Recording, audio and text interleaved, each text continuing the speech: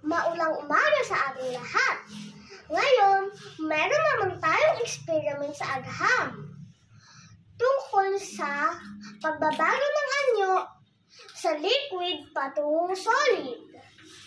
Mga kailangan natin: tubig, funnel, at plastic bag.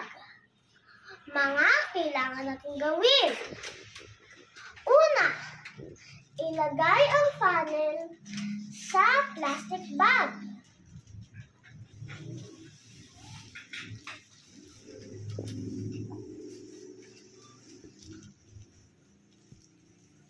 Pangalawa, ilagay ang tubig sa plastic bag.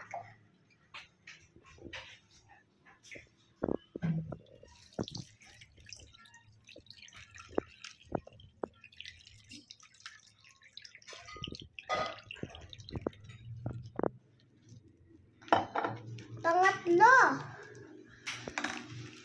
itali ito.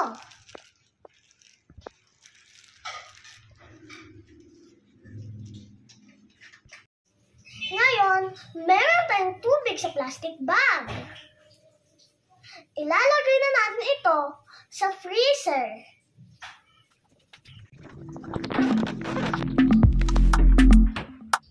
Alamin natin kung ano mangyayari sa ito pagkalipas ng ilang oras. 12 hours later. Ngayon, tingnan na natin kung may pagbabago ba sa tubig na inilagay natin sa freezer.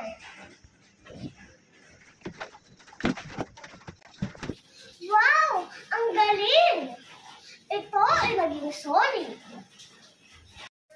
Ang pisikal na anyo ng solid, liquid at gas ay maaaring magbago kapag ito ay naiinitan o nalalamigan.